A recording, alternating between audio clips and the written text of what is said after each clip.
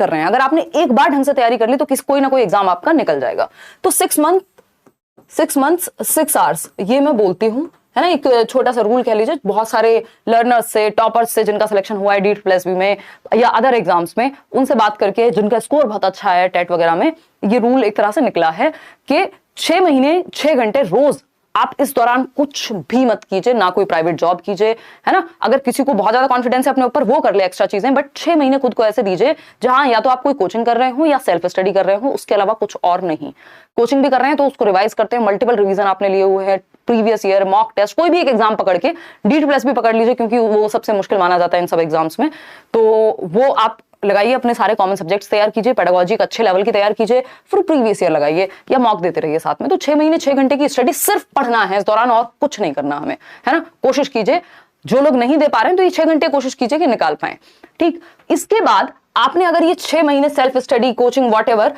कर लिया, एक बार तैयारी खुद की कर ली 6 महीने दे करके प्रॉपर, तो उसके बाद आपके लिए चीजें इजी हो जाएंगी। फिर आप 2 घंटे 3 घंटे भी डेली देंगे, अगर 2 घंटे भी देंगे रिवीजन के लिए, तो आप साथ में फिर कोई प्राइवेट जॉब कर सकते हैं, कोई कोचिंग में पढ़ा सकते हैं, यूट्यूब चैनल खोल सकते हैं, कुछ भी करिए, लेकिन शुरू के 6 महीने से 1 साल आपको देना पड़ेगा। एक और चीज अपने दिमाग में ये सेट करके रखिए कि 1 से 2 साल, इससे ज्यादा मुझे गवर्नमेंट जॉब के नाम पे बर्बाद नहीं करने इधर उधर कोचिंग्स में या घर पे बैठ के, क्योंकि इससे ज्यादा टाइम अगर आपने दे दिया, आप इतने अनप्रोडक्टिव हो जाएंगे कि हो सकता है आपका वो कॉन्फिडेंस भी पूरा डाउन हो जाए, आपको इजीली प्राइवेट में भी जॉब ना मिले, तो आप कहीं के ना रहें। उससे बेटर है कि आप पहले ही दिमाग में सेट कर लीजिए कि भाई 1 साल दे रही हूं या दे रहा हूं खुद को, इस दौरान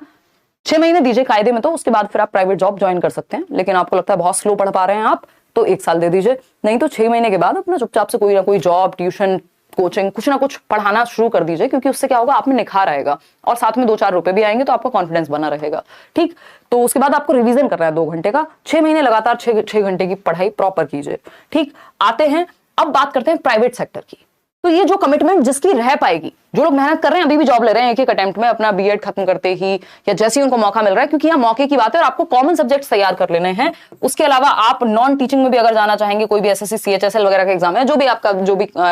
CGL है, वॉटेवर, हालांकि वो अपने आप में एक अलग तरह की रेस है, बट कॉमन सब्जेक्ट्स अगर आपके बहुत अच्छे तैयार हैं तो आप और भी एग्जाम्स दे पाएंगे, है ना। और